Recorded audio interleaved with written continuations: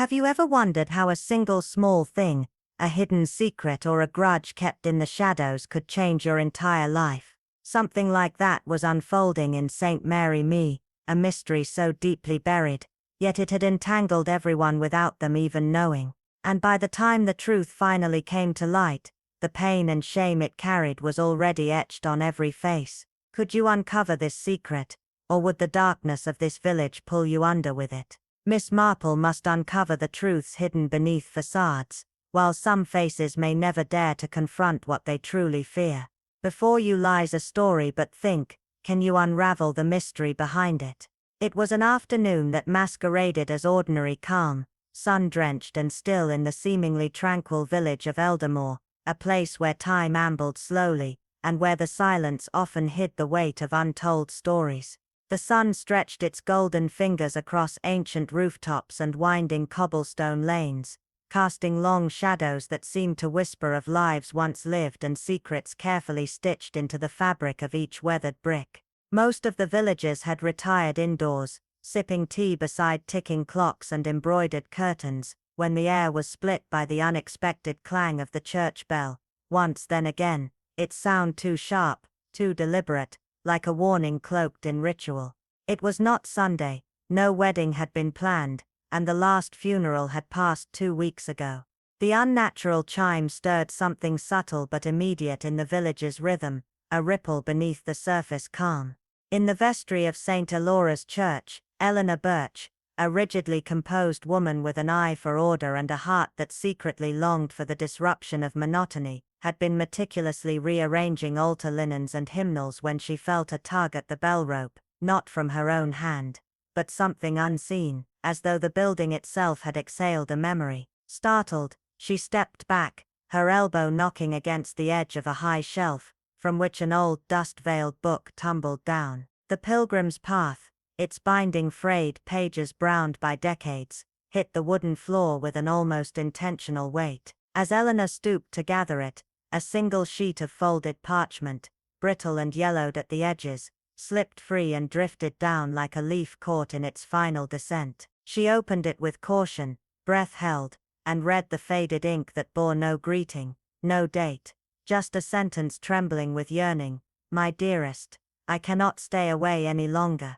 Below it a single initial, no surname, no signature, just that letter, hanging like a whisper of something unresolved. Before Eleanor could process the quiet storm she had just uncovered, the vestry door creaked open, revealing the measured figure of Mrs. Ivy Wren, a woman whose small frame belied the sharpness of her mind, and whose soft steps always seemed to arrive exactly when they were least expected. With one glance at Eleanor's pale face and the letter in her hand, Ivy approached and, without a word, took the parchment gently, reading it as though it were the final page of a novel she had begun long ago. Her brow furrowed, not with surprise, but recognition. There was something beneath the romance of those words, something unspoken, unfinished and dangerous. "This isn't merely affection," she said quietly. "This was written under pressure, or in fear." Their thoughts were interrupted by the heavy, hurried steps of Reverend Alistair Gray, who entered the room with tension radiating from his grief-lined face. His wife's passing the year before had left a visible crack in his once firm composure.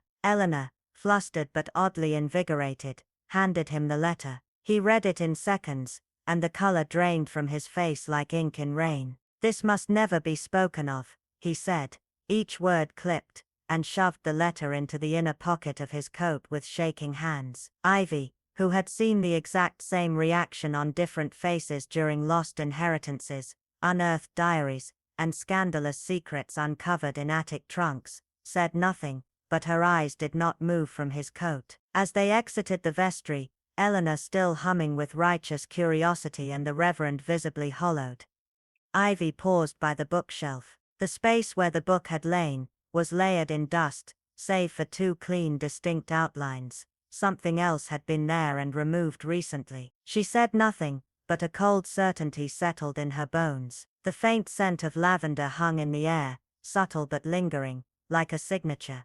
And outside, the wind had picked up, rustling hedges and shutters as if eager to carry whispers from window to window. By morning, The tale of the hidden letter had already traveled from Eleanor's trembling lips to 5 different households, each version gaining a new layer. Some said it was a love affair, others whispered of betrayal, a long-lost child, or an affair between the dead and the living. In Eldermore, where roses bloomed thickly but secrets grew thicker still, such a revelation didn't fade.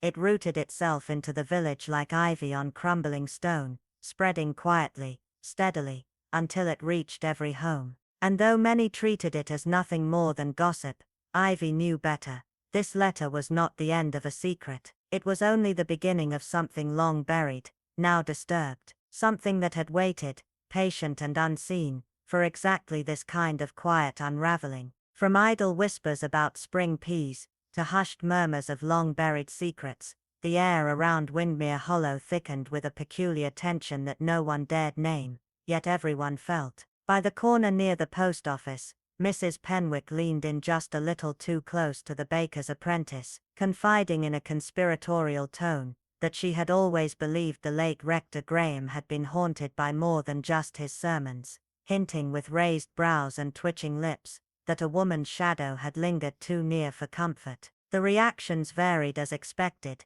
Some clucked with scandalous glee, others pursed their lips in proper moral disapproval, but in each exchange, a single initial slipped from tongues like a forbidden spell. No surname, no details, just that solitary letter suspended in the air like perfume from a vanished lover. Elsewhere, Mrs. Thistlecroft's parlor had more visitors that morning than it had in months, each guest armed with some innocuous excuse, and a quiet hunger to glean any crumb of insight from Miss Aloan Vale, who had returned to her ivy-draped cottage with a well-worn notebook, and a gaze that lingered too long on things left unsaid. Invitations to tea flooded her doorstep, wrapped in faux courtesy, but pulsing with ulterior motives, everyone hoping she might spill what she knew, or better yet, confirm what they only dared imagine. But Aloan, ever the quiet observer, declined them all with the same soft smile, knowing well that the true revelations never came from what was said aloud,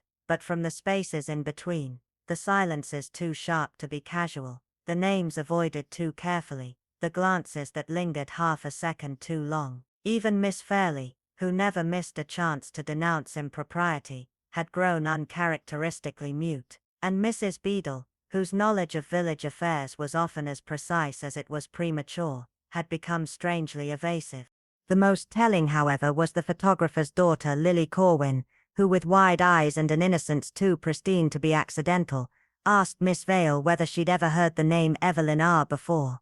Aloan made no comment, but the question stayed with her as she walked past the weathered gravestones that afternoon, their inscriptions blurred with moss and time, her gloved hands neatly folded and her thoughts turning ever inward. By the time the ladies' benevolent circle gathered that Thursday afternoon beneath the peeling beams of the chapel hall, the storm of speculation had only grown more fevered, cloaked in jam recipes and hymn debates. Margaret Ashcombe, a newcomer whose grace and silence had always been her shield, sat quietly beside the lace-covered window. Her posture was serene, her outfit as elegant as ever, but her hand trembled slightly as she reached for her tea when Mrs. Latchmere, with deliberate carelessness, mentioned the letter from the drawer beneath the altar cloth.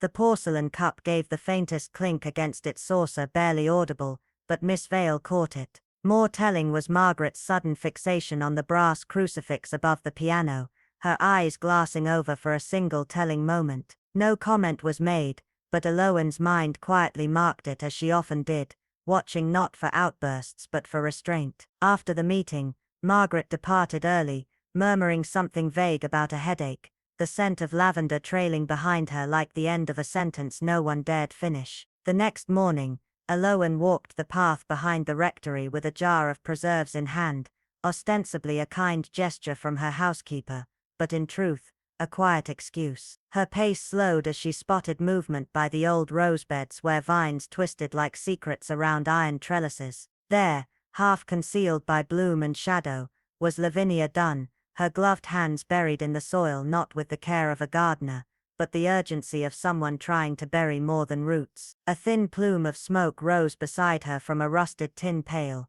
slow, reluctant, as if unsure whether to rise or retreat. Something inside it sizzled softly, giving off a scent not quite floral, not quite paper, but unmistakably final. Alowen watched silently from the hedge, heart steady, eyes sharp. She knew, without needing confirmation, that the letter found in the hollowed pages of that old book hadn't merely disturbed forgotten memories, it had loosened something far deeper, something that now clawed its way into the waking world, and whatever had been buried beneath those roses wasn't ready to stay asleep. Miss Marple's gaze lingered as she watched Lavinia Dunn, who moved with an almost unnatural deliberateness amongst the garden roses. Her gloved hands were careful, almost reverent, as she tended to the flowers, but there was an unmistakable tension in her every movement. It was not the frantic energy of someone trying to accomplish a task, rather it was the meticulous controlled precision of a person whose actions were weighed with significance. Miss Marple, ever observant, could sense the undercurrent of unease, the way Lavinia's eyes flickered towards the pail that stood solemnly in the garden corner, as if trying to hide something beneath it. Her motions were slow and precise, as if she wanted to be certain of erasing any trace of what had been placed there. The deliberate calmness of her movements spoke not of routine, but of something far more calculated. A quiet but determined effort to destroy something without leaving a trace. Miss Marple nodded politely as she passed, as was her custom, and Lavinia returned the gesture with a tight, controlled smile. But even as Miss Marple walked away, she could not shake the image of the pail and its contents. She had noticed something in the way Lavinia handled the object, the faint curl of what had been a page of paper, just barely visible as it crumbled into ash. The faint imprint of a church crest could be discerned through the flames before it was consumed entirely, a detail that could have easily been overlooked, but not by Miss Marple. Her instincts told her it was important, that it signified something far beyond mere housekeeping. And then there was the scent in the air. It wasn't just the familiar acrid odor of burning paper, it was lavender, mixed with camphor, a fragrance that held a particular meaning for Miss Marple. It was not a scent associated with spring cleaning or casual chores. No, it was the lingering perfume of things long hidden, things buried deep beneath the surface, now being dragged reluctantly into the light. As Miss Marple continued on her walk, the image of the pail and its secrets stayed with her, hovering just beyond reach like a forgotten memory. She knew that fire was rarely used to cleanse, it was used to expose. And this was no simple case of an errant donation slip being destroyed. Something more was at play, and Miss Marple had learned over the years to trust the quiet whispers of her own intuition. That evening, while she sat quietly in her parlor, dusting off the shelves, her hand brushed against something familiar. It was an old blue ledger, its pages worn and yellowed with age, the parish charities book, a relic from her time on the committee. She had kept it more from habit than necessity, but as she drew it down from the shelf, something about it stirred a distant memory. Her fingers, almost involuntarily, began to flip through its pages, skimming over the names of long-departed benefactors, names she had once known well. The Honourable Mrs. Leach, the Pattersons from Willowbrook, old Mr. Deering. But then, as her eyes continued to move down the pages, a single entry caught her attention, one that she had not thought of in years. The entry, in faint ink, was from the Spring Bazaar of 1920, listing an anonymous donation of £10, with only the initials M scrawled beside it. At the time, the donation had raised eyebrows, as there had been no note accompanying it, no explanation, no indication of who had made the gift. The vicar had insisted it be included, despite its mysterious nature, and had remarked with a smile, "A kind heart, though her method of giving is somewhat veiled." Miss Marple had never given it much thought back then. After all, the vicar had a tendency to see the best in people, often overlooking the quiet strangeness of their actions. But now, as she stared at the faded ink, a peculiar sense of recognition began to settle in her mind. The initials M, the vague sense of secrecy that had accompanied the donation, it felt strangely familiar, almost as though it had been a thread that Miss Marple had tugged at long ago, but had let slip through her fingers. Then, in a sudden rush, it all came together. The letter from the Pilgrim's Progress, the one that had seemed so out of place, so detached from the present, now felt like part of a larger puzzle. The woman behind the donation, whoever she had been, was not just someone with a generous heart, she was someone who had left a mark on St. Mary Mee's, a trace that had been buried but was now beginning to resurface. Money, Miss Marple knew, rarely moved without consequence. Donations were often a means to an end, and the ends, she had learned over the years, were not always as innocent as they appeared. Could it be the same the same mysterious figure who had left a trace in the shadows of the village, never quite seen, but always present? Miss Marple's sharp mind worked through the possibilities, but one thing was certain: there was more to this than met the eye. The following evening, as the congregation rose for the final hymn during evensong, Miss Marple's attention was drawn once again to Margaret Hargreaves, who sat 2 rows behind her. Margaret, her face pale and tight with tension, did not rise with the others. Instead she sat, her gloved hands gripping the edges of the hymn book, as if it were the only thing holding her upright. Miss Marple could see the way her shoulders tensed, her breath coming in shallow, uneven gasps. It was clear that Margaret was struggling with something, though what it was, Miss Marple could not yet tell. And then, just as the hymn began, Margaret's face contorted in an expression of pain, her lips parting slightly as she muttered something barely audible. Miss Marple caught the words, though they were fragile, cracked with emotion. It was never supposed to come back.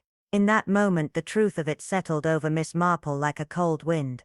The past, long buried, had returned with a vengeance, dragging with it the weight of things forgotten, things better left undisturbed. Margaret, the woman who had always been so proper, so controlled, had not been able to escape the shadow of her past. And then, as the final notes of the hymn faded into silence, Margaret's body slumped sideways in her seat, lifeless. The peaceful quiet that followed was in stark contrast to the storm that had erupted within her. The bells of St. Mary Me tolled the next morning, with a somber, almost ominous tone. Margaret Hargreaves, whose collapse during evensong had caused a ripple of concern, was found dead in her home, and with her death came the unraveling of a secret that had been buried for far too long. The village, once so serene in its traditions, had now become a place where the sins of the past were no longer hidden beneath the surface. The quiet whispers of long-forgotten donations and veiled initials had given way to a storm of truth, and Miss Marple, ever the observer, knew that this was only the beginning. Margaret Hargreaves' death was marked by an unsettling stillness, a quiet that seeped into the very fabric of the room. The housemaid, having arrived with the customary morning tea, was the first to notice, her sharp gasp cutting through the silence as she approached the bed. The doctor, called promptly by the startled servant, arrived with his usual detached calm, declaring the cause of death to be heart failure. His words, like a well-worn script, slipped too easily from his lips. But Miss Marple, ever attuned to the nuances others missed, was not so easily convinced. Her gaze fell first on the untouched tray beside the bed, tea still in its delicate china cup, the liquid now cold, its surface unbroken, unmoved. The biscuit, neatly wrapped in a folded napkin, sat as pristine as if waiting for someone to return. But Margaret had been dead for hours. There was also the faint, peculiar fragrance lingering in the air, something floral but unfamiliar, definitely not a scent Margaret would have chosen. Miss Marple vividly recalled Margaret's disdain for flowery teas, an opinion she had voiced during a guild meeting years ago. Yet now, a hint of bergamot, or perhaps elderflower, clung stubbornly to the air, its source hidden in the untouched cup. Trowbridge, the village physician, took his time as he studied the scene with an unusual intensity, casting several furtive glances at the tray before scribbling his notes, his furrowed brow betraying his thoughts before he departed. Miss Marple, with her sharp sense of observation, did not intervene. Not yet. She lingered on the path outside the house, her eyes tracing the quiet movements of a robin perched by the hedge, its interest in the unfolding events far greater than that of any typical bird. In her years of solving mysteries, she had learned that death came in many guises. Some made a great noise, others, like this one, slipped in silently, closing the door quietly behind them. What troubled her was not the absence of a struggle, but the presence of restraint. Margaret's passing had been too calm, too controlled, hardly the way a woman of her strength should have gone. By midday, the news of Margaret's death reached London, and with it, her son Tom Hargreaves. His arrival, however, was not marked by the usual signs of grief. Instead, there was something colder in his bearing. Grief, yes, but more as a matter of duty than love. He was a tall man, his youthful good looks having given way to the sharper edges of age. His arrival at the village station had drawn the curious eyes of more than one villager, his somber suit suggesting loss, but his expression told another story, a distance that suggested estrangement, perhaps years of unresolved tension. Miss Marple's mind wandered back to a time long past, to her memories of Tom as a boy, a restless, clever child, whose temper had led to a bitter falling out with his mother over a family inheritance. Margaret, in passing moments of rare vulnerability, had spoken of it once. "He wants only what he feels he's owed," she had remarked, the words heavy with regret. And now, as Tom entered the house, his eyes dark with the weight of years and decisions, Miss Marple's curiosity piqued further. The scene had a strange sense of déjà vu, a mother's death, a son's return, and a tea tray that seemed to tell a story of its own. That afternoon, just as the village fell into its customary quiet, Miss Marple received an unexpected visitor. A quiet knock on her back door revealed Rose Compton, her modest dress and purposeful demeanor, a stark contrast to the envelope she carried, pressed tightly against her chest. "I thought you might want to see this," she said, handing over the package without another word. Inside was an old photograph, its edges curling with age, its surface speckled with dust. The image showed a younger Margaret, her smile softer, standing beside the late vicar under the trellised arch in the church garden. The two figures seemed too close for formality, the warmth of familiarity evident in their expressions. Behind them, the sundial stood unmoving, its shadow long and precise. Miss Marple studied it carefully, noting the details, the soft light, the angle of the sundial's shadow, the faintest inked date on the back of the photo, July 1919. Yet, something was off. The lighting, the time of year, it didn't match. The sundial's shadow was far too long for a summer afternoon. It suggested early spring or autumn seasons that had not been accounted for in the photograph's penciled inscription. This discrepancy, while not damning, was certainly curious. People remembered faces, but Miss Marple had learned long ago that it was the shadows, the small inconsistencies, that often told the truest stories. "Where did you find this?" Miss Marple asked, her voice calm, yet pressing. Rose hesitated, her lips barely parting before she answered, "In the back of the vicar's study, when I was cleaning out some old papers." It was a simple answer, but Miss Marple knew the weight of it. The vicar, long gone, had often kept odd things, and this photograph, with its hidden clues, spoke to her in a way that made her skin prickle. She felt as if a thread had been pulled, and something deep within the fabric of the village's past was beginning to unravel. What had happened in the church garden in 1919? What had Margaret and perhaps the vicar been hiding all these years? Miss Marple stood at the threshold of something far greater than she had anticipated. Secrets long buried were now clawing their way to the surface, and she could feel the storm on the horizon. Miss Marple sat by the window, her sharp eyes tracking the movements of the garden, where the sunlight filtered through the dense canopy of leaves, creating shifting patterns on the ground. The photograph before her rested in quiet defiance of time, its faded paper curling slightly at the edges, as though trying to obscure its secrets. It was a picture of a younger Margaret Hargreaves, standing next to the late vicar beneath the archway in the church garden. The pose, seemingly natural, had an odd quality to it, too perfect, too carefully framed for something that should have been candid. Behind them stood the ancient sundial, unmoved by the passage of time, its shadow stretching eastward, as if marking the passage of years with its stillness. The note on the back of the photograph claimed it was taken in July of 1919, but Miss Marple's practiced eye caught the inconsistency. Margaret, dressed in a light summer gown, seemed far too delicate for a July day, especially one that would have required heavier, more substantial fabrics. And yet the shadow cast by the sundial clearly belonged to autumn, longer, more reaching, an unmistakable marker of the changing seasons. Small discrepancies perhaps, but to Miss Marple they were pieces of a larger puzzle, fragments of a story that wasn't quite what it seemed. Time, after all, had a way of distorting the truth, and photographs, however lovingly framed, could hide more than they revealed. The shadows, however, had no mercy.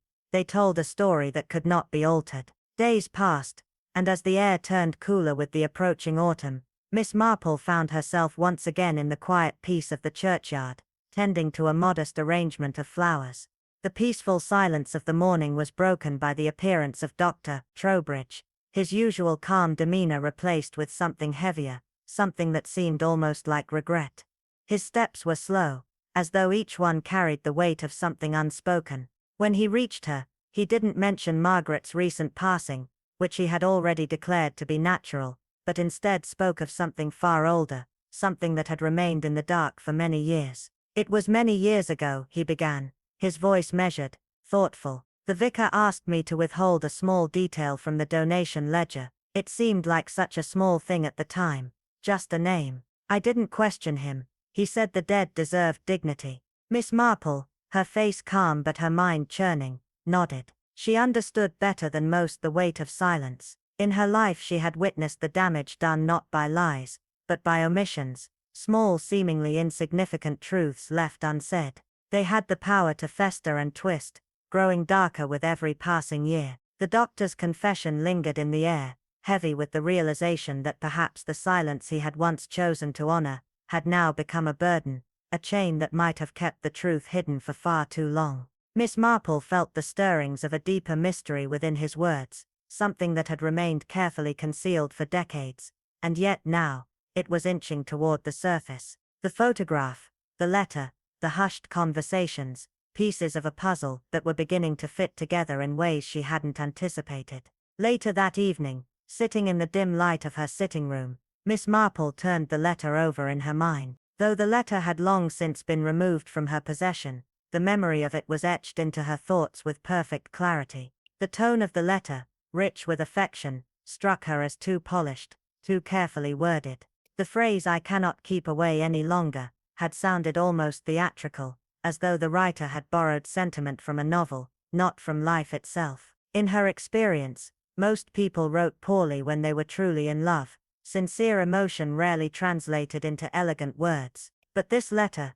with its careful restraint, felt off somehow, as though it were a performance rather than a confession. It wasn't just the words that troubled her, it was the emotion behind them, or rather the lack of it. There was no rawness, no honesty, just a carefully curated facade. As she sat there, pondering the letter and the photograph, she thought of Margaret's reaction when the letter had surfaced. It hadn't been the reaction of a woman exposed, but of one burdened, as though the letter, its words, and its very existence were a heavy secret she had carried for far too long. The whisper Margaret had given, "It was never supposed to come back," hadn't felt like a confession, it had felt like a warning. And that warning, Miss Marple realized, was tied to something deeper than just a misplaced letter. It was about secrecy, secrets kept not out of fear, but out of love. Margaret had never spoken about the letter, nor had she ever admitted to receiving it. Perhaps Miss Marple thought Margaret had never written it at all. Perhaps she had merely kept it hidden, a secret entrusted to her care. In Miss Marple's long life, she had encountered many women who bore the weight of others' secrets, not out of obligation, but out of a quiet, selfless love. They carried the burdens of those who could not bear them, keeping them safe from the world's prying eyes, even at the cost of their own peace of mind. What if Margaret had been one of those women? What if the passion in that letter had never been hers, but someone else's, someone she had loved enough to protect, someone whose secrets she had kept hidden, even from her own family? Miss Marple's mind turned over the possibilities, each one more intriguing and more complicated than the last. There were gaps in the story, pieces that hadn't yet fallen into place, but the shadows were beginning to take shape. And Miss Marple knew, in her quiet observant way, that the answers she sought were there, waiting in the folds of forgotten letters, in the corners of a photograph, in the shifting shadows of the past. Miss Marple sat at her desk, her fingers lightly brushing over the letter in front of her. It had arrived quietly, as all significant revelations did, unassumingly tucked away beneath layers of banalities, yet carrying the weight of 1,000 unspoken truths. The letter was not one of longing or desire, but something more ominous, a deflection, carefully constructed to mislead. The sender's intentions were clear in their effort to mask a deeper treachery behind the veil of a love letter. The scent of romance that might have clung to its edges, was but a hollow illusion, for what it truly concealed was far darker. Miss Marple's mind drifted to the parish records she had recently perused, the quiet, almost unnoticed donations that had slipped through the cracks of official scrutiny. Those innocuous lines in the ledger, when scrutinized in the quiet light of the present, began to form a clearer picture. It wasn't love that the letter sought to hide. It was theft, a financial impropriety, well masked under the guise of heartfelt devotion, a betrayal of trust rather than affection. It was not Margaret Hargreaves who was the central figure in the whispers that had begun to surface, but Lavinia Duns. Once thought to be nothing more than a loyal fixture of the vicarage, efficient, dry and thoroughly dependable, Lavinia had now become the subject of murmurs, her every action questioned in retrospect. Parishioners recalled with quiet suspicion that Lavinia had always lingered after services, staying late into the evening when all others had left. The excuse was always the same: accounts, linens, inventory. But Miss Marple, having known Lavinia well enough to see through the facade, knew better. The late nights were not out of disorder, but of a purpose more sinister, something hidden beneath the surface of her otherwise composed exterior. There was something else about Lavinia, something that had always remained just out of reach, a quiet power she exuded, not of affection but of control.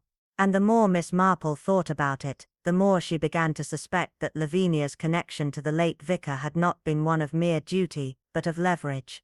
Of knowledge carefully cultivated, and of power gained not through love, but through the secrets that knowledge held. It was Mrs. Bantry, in passing conversation about hymn choices, who first mentioned seeing Lavinia seated beside the vicar in the garden, their heads bent together in whispered conversation. "I thought it odd at the time," Mrs. Bantry had remarked, "but one doesn't interfere."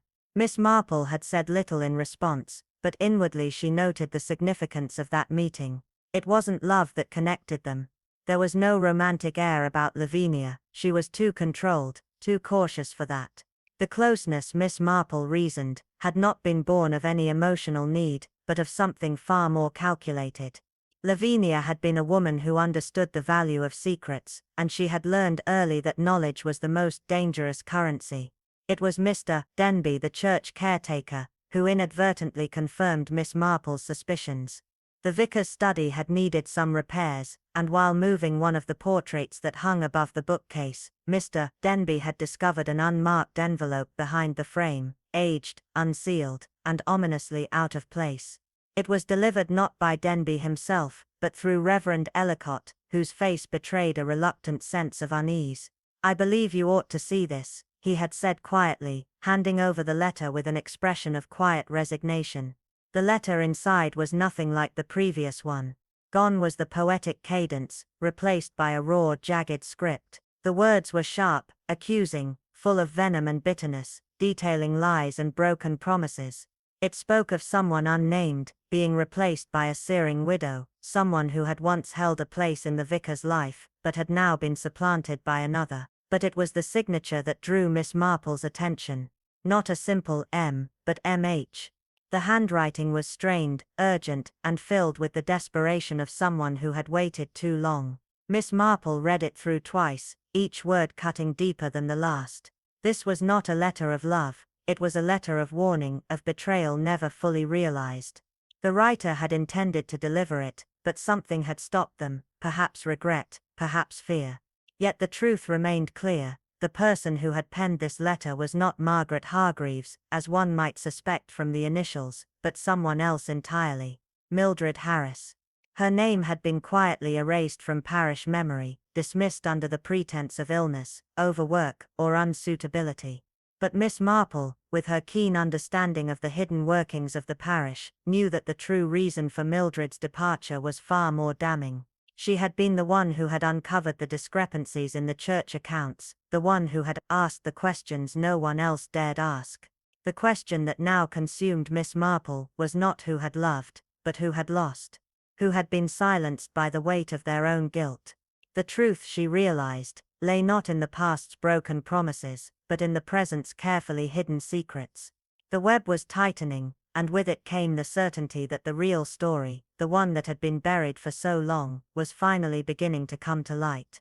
The second letter, unlike the first, had not been written with a steady hand or a clear mind. It was sharp, scorched with emotion, its words stabbing rather than flowing, a document born not of sorrow, but of something darker, resentment. It lacked the polished elegance of the first, which had been so carefully composed, as if each sentence had been tested for balance and charm, as if its writer had paused after every line to ensure that the mask remained in place. That first letter was all surface measured, mannered, and so perfectly poised that it reeked of performance. Miss Marple had seen it before, the kind of affection that wasn't born of passion, but of planning. Like a drawing-room curtain pulled over an unsightly view, neat, refined, but hollow. It had felt in retrospect, less like a love letter, and more like a script, one written by someone determined to control not her heart, but the story she told about it. The second letter shattered that illusion. It was disordered, emotionally violent, and in its rawness, more honest than anything the first had dared to admit. There was no gentleness in its phrasing, no poetry, just rage. Not romantic pain, but humiliation. The humiliation of someone replaced, not gently let go. It was not the grief of being unloved, but the indignation of being discarded. And in this distinction, Miss Marple knew, lay the truth, not of who had been most in love, but of who had been most wounded. Not who had suffered, but who had been made to feel small. These, she had come to understand, were the emotions that made people dangerous. Not the heartbreak, but the bruised pride. Not the tears, but the seething need to be seen again, even if only through vengeance. And yet, it was not the letters alone that unsettled her, it was the subtle ripples left in their wake, the pattern just beneath the surface that had begun to reveal itself. Lavinia Dunn, faithful, quiet, always present but never truly seen, had once been part of the village's fabric in that unremarkable way that allows a person to disappear in plain sight. And now, suddenly, she was gone. 2 mornings after Miss Marple had last seen her clipping roses in the vicarage garden, word came softly at first, then louder, edged with trembling confusion, that Lavinia had been found dead in her bed. She had not come down for breakfast. The maid, thinking her late, had knocked once, then twice, and when no answer came, had entered, only to let out a scream that echoed through the hall. Lavinia lay still, the air too quiet around her, a half-empty brown bottle on the bedside table, unmarked and sinister in its ambiguity. Her watch, an old silver one she had worn for decades without fail, was shattered, the glass cracked, its hands frozen at precisely 10 minutes to 2. There was no letter, no sign of a struggle, nothing to suggest fear, despair, or a farewell. And yet Miss Marple, who had seen far too much of death to be fooled by the absence of chaos, felt a stillness that was not peaceful, but staged. What troubled her more, however, was not the manner of Lavinia's death, but the shadows cast by her life. A quiet review of her finances, under the innocent guise of routine parish bookkeeping, had revealed something peculiar. For nearly 15 years, Lavinia had been making monthly payments, always the same amount, to a place listed as Greenbrier Retreat, a modest institution miles away known for housing those the world had gently forgotten. At first glance it seemed like a kindness, but Miss Marple did not believe in coincidences, especially not when that same retreat had once been near the last known residence of Mildred Harris, the church's former treasurer, who had vanished from the village years earlier, under a silent cloud of disgrace, dismissed quietly, remembered by almost no one. And yet Lavinia, who had no family, no spoken connections to Miss Harris, had continued to pay for her stay with unwavering consistency, even after the woman's name had long been erased from parish memory. This was not charity, Miss Marple believed, and not affection. This was an obligation. A debt, or perhaps a transaction silent and understood. A protection not given freely, but bought over time. And now that the payments had stopped, so too had Lavinia. So the question that stirred in Miss Marple's mind was no longer what had happened, but who had finally decided that protection had become too expensive. Who had feared what Miss Harris might remember if the money stopped, and who had decided that Lavinia's silence could no longer be trusted. Because silence, she knew, has a price. And the moment it threatens to speak, it becomes dangerous. Miss Marple asked no questions. Not yet. She made no comments to the maid who had found the body, nor to the vicar's wife who whispered her condolences with slightly too much interest.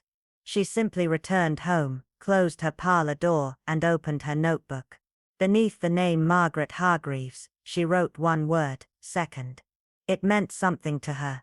Not an answer, not yet, but a position in a sequence, because everything was unfolding now, like a slow-moving game whose pieces had been in play long before anyone realized it.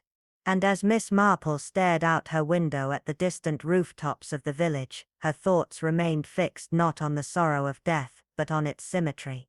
Lavinia had not died in fear, she had not died from grief. She had died because something she knew had finally become inconvenient. And Miss Marple, in the deep quiet of her mind, began to suspect this wasn't the end of something, it was the start.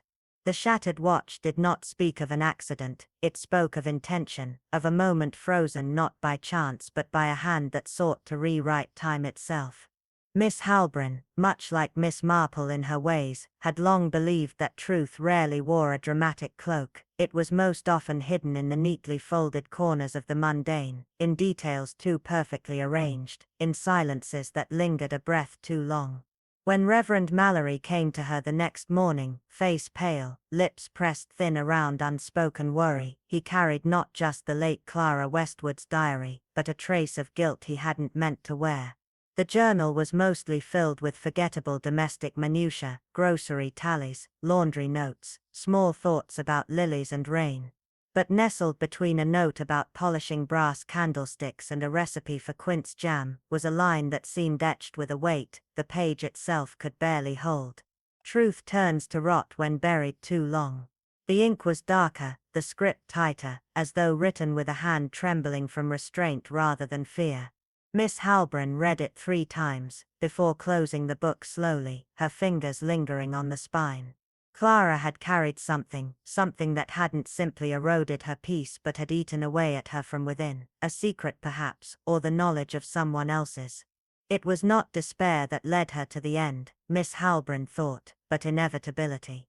Later that afternoon, Mr. Grady, half whispering over a rack of postmarked letters, mentioned with idle curiosity that Clara's watch, a slim silver piece with floral filigree, had stopped at precisely 3:14. "Odd, isn't it?" he said. "Most watches tick on a bit when dropped, unless they're snapped sharp." The remark fell into the air like dust, but to Miss Halbrin, it struck as hard as a shout. She requested a quiet word with Constable Merrick, who reluctantly allowed her to see the object in question.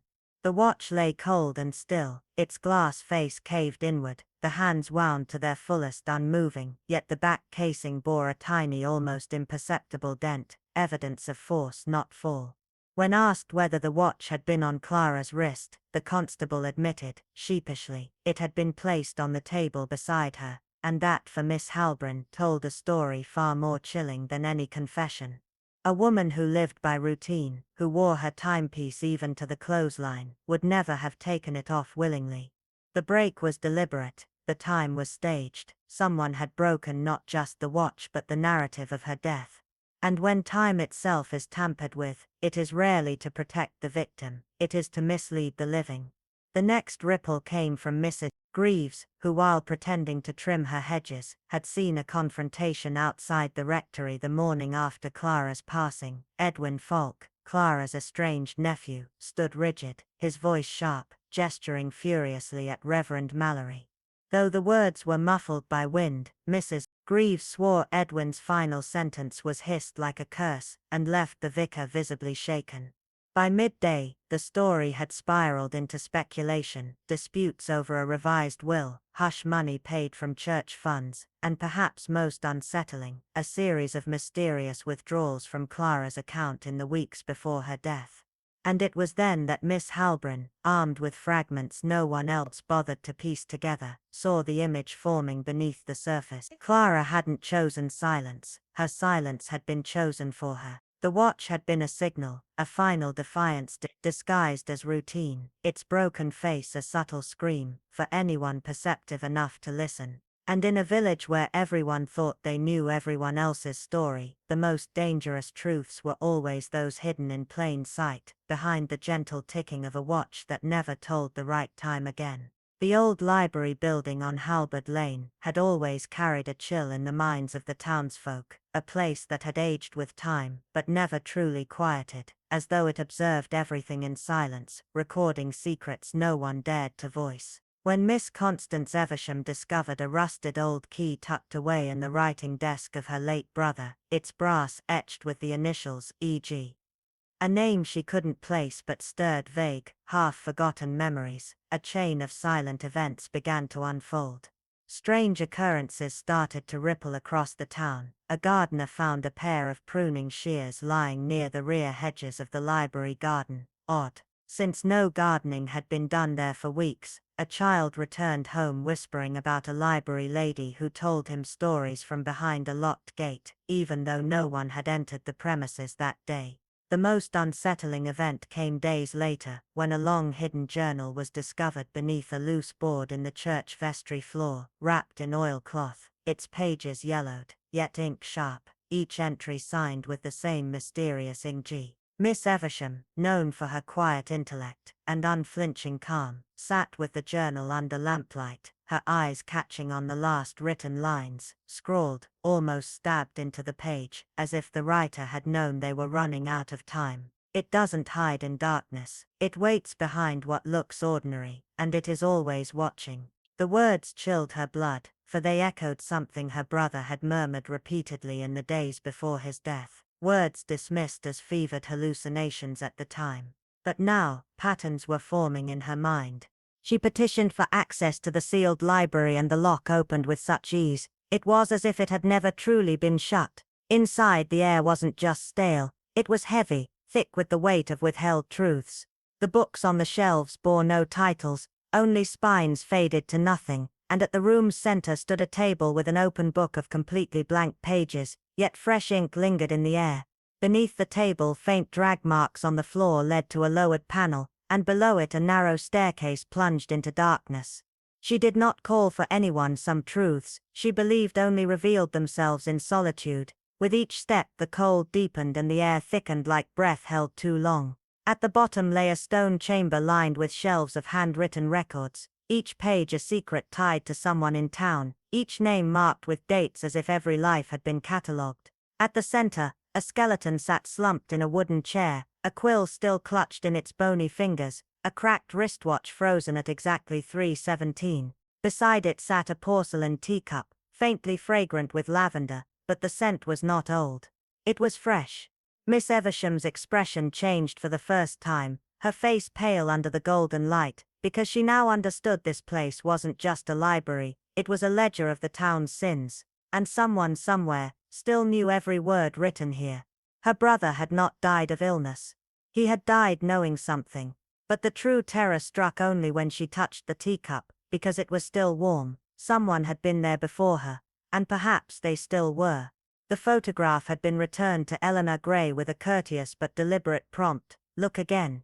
This time she examined it not with the eyes of someone searching for presence, but for absence. The sundial stood stoically at the heart of the overgrown garden, its gnomon casting a long narrow shadow that pointed sharply to an angle too steep for the season in question. At first glance it might have passed unnoticed, an innocuous detail, easily dismissed as an artifact of time or light, but Eleanor had spent years decoding truth from silence, and here silence had shape. The sundial's base, where moss should have crept and age should have left its stains, looked unnaturally pristine, as though the stone had been scrubbed clean of history. It wasn't just the absence of decay that unsettled her, it was the faint pixelated blur along the lower rim where the grass met stone, a clumsy smear more familiar to the modern eye than the archival one. Someone had tampered with the photo, not to beautify, but to bury. Eleanor's fingers, now trembling slightly, traced the corner of the print where a crease had almost been erased, suggesting not just editing, but intentional erasure. She'd seen this before in forgotten estate archives and disputed land transfers, photos manipulated not for aesthetics but for manipulation itself, a calculated revision. But what memory had been altered here? What did the original shadow reveal? Perhaps a different time of day, or more crucially, a person who stood there and had since been wiped from record. If time itself could be falsified in a static image, then so too could the meaning it once carried. That thought alone made Eleanor pause. Time, manipulated, not in chronology, but in narrative. Then there was the letter, an unsigned brittle piece of stationery discovered between the pressed pages of a botany journal in the restricted section of the village library, its contents cloaked in the language of regret, but echoing betrayal. Its restrained prose wasn't romantic, it was strategic. The bitterness embedded within its phrasing was too precise to be about love lost. It was about trust violated, about standing stripped away under the guise of polite removal. The initials were missing, but the tone was unmistakable. The name Helena Marchand began to circle in Eleanor. Once an exacting figure in the local council, Marchand had vanished from public life under vague whispers of misconduct that had never crystallized into charges. But Eleanor, unlike most, followed paper trails, not whispers. She unearthed a ledger from the same year, buried deep in an unsorted archive, and found a donation anonymous, marked "Only Me," recorded in a hand with a flourish, identical to the capital H in the letter's salutation. That donation had smoothed over missing accounts, funded a sudden community refurbishment, and silenced a growing inquiry, all with no questions asked.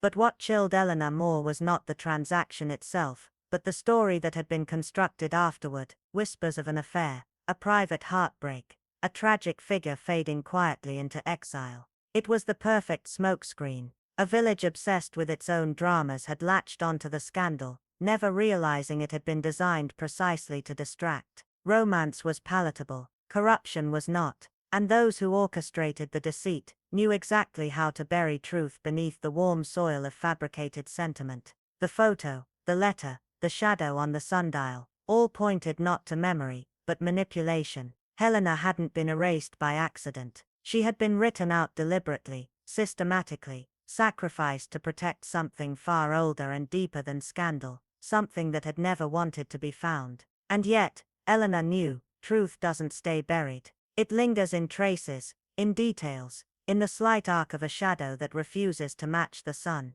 Miss Eliza Harrow had long mastered the art of appearing inconspicuous. A faded cardigan here, a distracted smile there, but behind the genteel facade, her mind worked like a lockpick slipping through decades of polite deception, and this time, it was the misplaced ledger from St. Winifred's orphanage that began to whisper its secrets, not in ink, but in absence. Names erased, amounts left ambiguous, and one line dated in the month of July 1949, that had been scratched out so viciously, the paper tore slightly beneath it. Most would have blamed mildew, age, clerical. Miss Harrow did not. She traced that tear the way others might read a confession, and from that point, the narrative began to unravel, not as a scandal of passion, but a strategy of silence.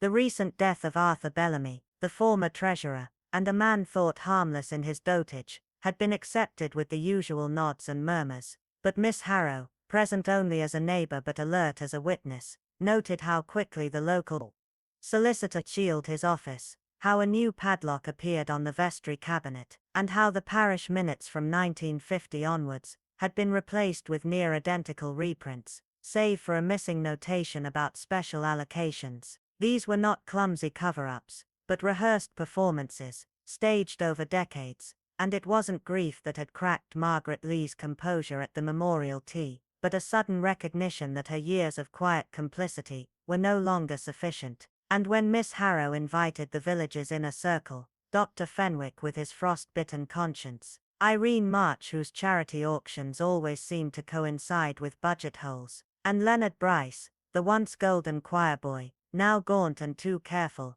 to her ivy-choked garden, the gesture was disguised as tradition, chamomile tea, lemon biscuits, and the soft rustle of leaves under a midsummer hush. But beneath the lace and lavender, something colder stirred. Some truths, she began as the spoon stilled, and eyes turned wary, are not hidden but simply unspoken, because to name them would require asking who benefited most from forgetting.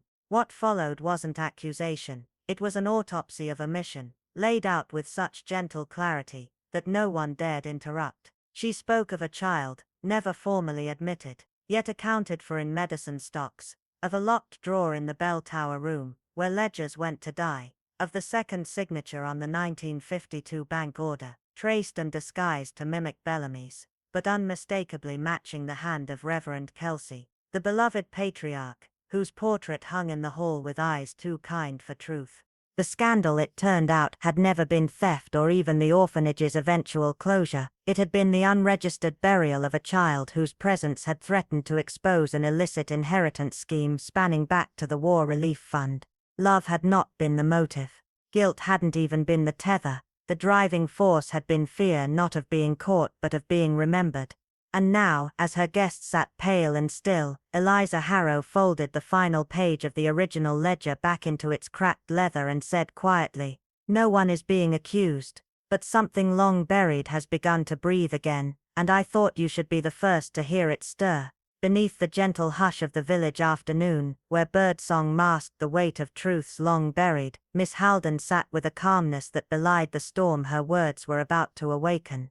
She began, not with accusations, but with a thread, one that traced through financial ledgers weathered by time, a donation marked with a cryptic initial, and a series of transactions that seemed too carefully timed to be coincidence. What had once been thought of as a whispered romance was in truth a veil for a far colder reality, a systematic misappropriation of church funds by a now absent treasurer, buried beneath the illusion of scandal. The letter discovered in the vestry had been planted, not lost, its elegant script designed to ignite curiosity and conveniently shift attention. But the real misdirection had not been romantic at all, it had been financial, orchestrated by someone who knew the power of distraction. Margaret Lennox, once thought to be entangled in the affair, had merely been a silent sentinel, safeguarding not her own secrets, but those of someone she had loved once, not with passion, but with loyalty, the kind that binds and bruises. Her collapse, Miss Haldon revealed, had been not from shame, but from the weight of realization that the fortress of lies she'd helped uphold was now crumbling.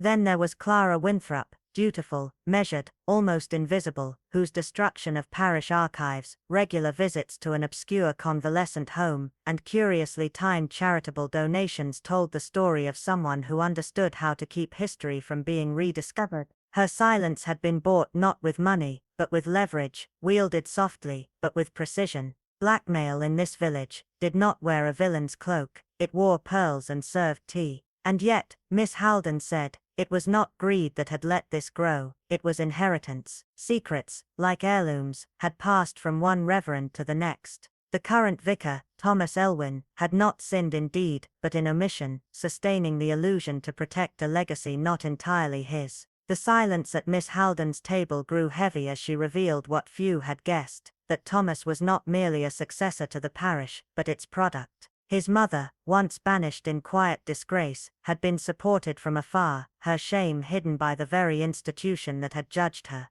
The watch discovered in the chapel, its hands frozen at a precise hour, had been planted to suggest drama, but it had in fact marked the moment Clara believed Margaret would finally speak. The forgery, the photograph of the sundial, and even the church bulletin with the altered hymn listing, each had been designed to sow confusion, to muddy the waters just enough. But now, the tide had receded. When Thomas finally spoke, his voice was a whisper torn from years of inner war. "She was my mother," he said. "They said it would protect the church. I only wanted to preserve what remained." Miss Haldon's eyes, gentle but resolute, met his. "And in preserving her shame, you allowed it to flourish." As the constable entered through the gate, having been summoned not by outrage but by the quiet pen of Miss Haldon's note, Thomas rose, not in defiance, but in surrender, as though stepping into a confession he'd rehearsed in silence for years. No words were exchanged, no resistance offered. The constable, sensing the weight of what had been uncovered, treated him not as a criminal, but as a man stepping out from beneath a collapsing roof. Around the table, there was no triumph, only stunned silence. Mrs. Merriweather dabbed her eyes, Lord Hemsworth stared at the empty cake plate, and young Alice Granger murmured, "But he always remembered my birthday."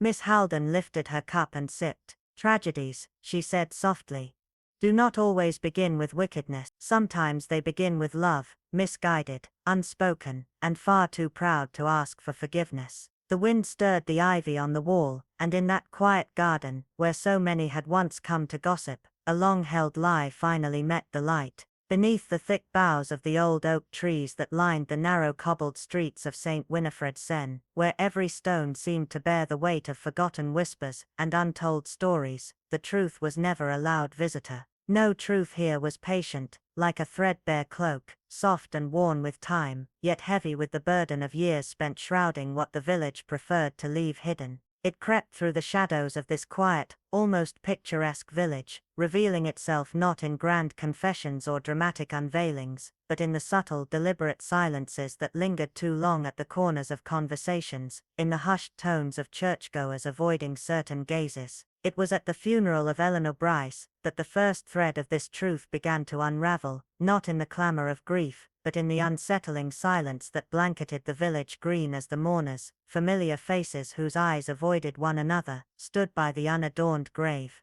The weather that day matched the mood, overcast skies stretching endlessly, a soft mist veiling the world in grey as if nature itself were holding its breath. Miss Ainsley stood at the back of the chapel, her posture erect and her gaze steady, though it wasn't the ceremonial words being spoken over Eleanor's resting place that caught her attention, it was the silence between them. Eleanor had not been a woman of grand stature in the community, nor was she remembered for any great deed. She had slipped through the years almost unnoticed, a figure whose presence was only known through the occasional murmur of a neighbor or the rustle of her skirts on market days. Yet, as the villagers stood with their eyes cast downward, Miss Ainsley observed a collection of small subtle anomalies. The church's caretaker had casually mentioned Eleanor's recent passing, but something in his manner suggested more, a discomfort not born of mourning but of something far older and far more complicated. Miss Ainsley knew, as she often did, that there were stories etched into the folds of time, and that this was a story left untold. After the burial, with the village slowly returning to its regular rhythm of gossip and trivialities, Miss Ainsley took it upon herself to sift through the relics of Eleanor's life left behind. Eleanor's belongings had been gathered hastily, not with the reverence one might expect, but with the indifference of someone who had never truly been seen.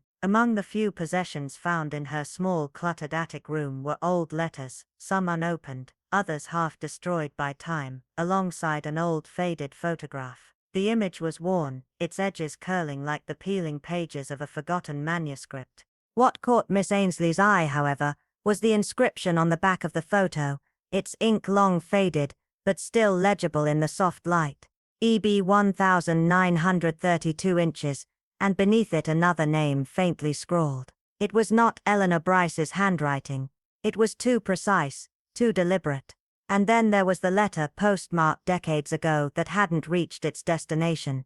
The more Miss Ainsley pieced together, the clearer it became. Eleanor Bryce was not who the village believed her to be.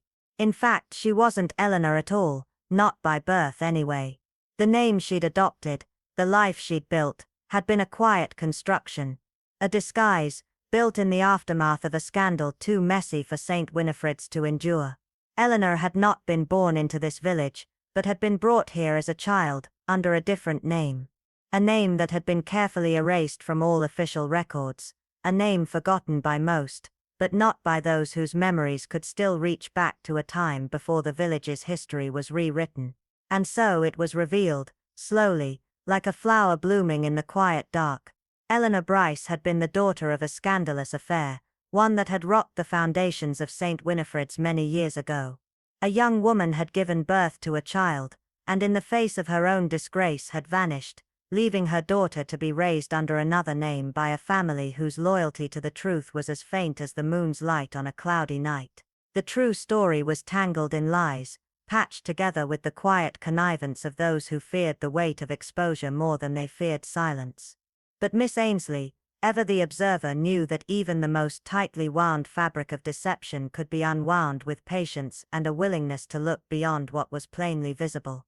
The unraveling of this tale had been a quiet one, and in the end, it was not Miss Ainsley who revealed it to the village in a public uproar, but through whispers, a gathering at the church hall one rainy evening, where the conversation turned, as all village conversations did, to the weather, and then, as if by accident, to the peculiarities of the late Eleanor's past.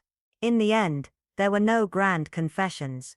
Mrs. Alcott, the beloved widow who had once served tea to all who passed through her door, admitted to her part in the long-concealed truth, but only in a voice as quiet as a sigh. The story of Eleanor's past, of how she had been hidden away to protect a family's reputation, was acknowledged not with shame but with a sad, resigned acceptance.